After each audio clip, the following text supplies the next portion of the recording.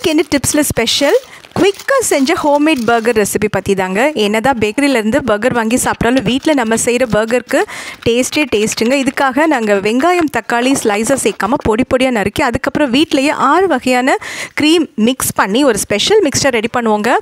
அதில் வித்தியாசமான ஹர்ப்ஸ் அதுக்கப்புறமா ஸ்பைசஸ் போட்டிருப்போம். இந்த மிக்சர் தாங்க நம்ம கஸ்டமர்ஸ்க்கு ரொம்பவே பிடிக்கும் நம்ம பர்கரை. இதுக்காக பர்கர் பண்ணை நல்லாவே பட்டர் போட்டு டோஸ்ட் பண்ணி எடுத்துக்குவோம். அதுக்கப்புறம் லெட்யூஸ் லீவ்ஸ்லாம் நல்லா வாஷ் பண்ணி ரெடி பண்ணி வைப்போங்க.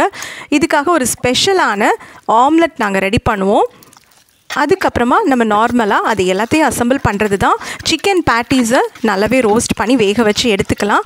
அதோட அந்த ஆம்லெட்டை நல்லா ஸ்ப்ரெட் பண்ணிவிட்டு அதுக்கப்புறமா பன்னில் ஒவ்வொன்றா நம்ம வச்சு கொடுத்துட வேண்டியது தாங்க.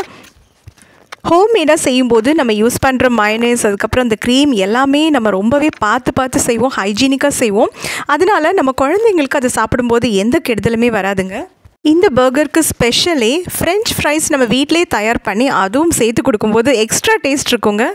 சிக்கன் மட்டும் இந்த மாதிரி ரெடி பண்ணிவிட்டு எப்போ ஆசைப்படுறோமோ அந்த நேரத்தில் இந்த மாதிரி பர்கர் பன் நம்ம செஞ்சு கொடுத்துட்டோன்னா குழந்தைங்களுக்கு ரொம்பவே இஷ்டம். கண்டிப்பாக நீங்களும் இந்த மாதிரி வீட்டில் செஞ்சு பாருங்கள். எப்படி இருந்ததுன்னு கமெண்ட்ஸில் சொல்லுங்கள். சப்ஸ்கிரைப் பண்ணுங்கள். தேங்க்யூ.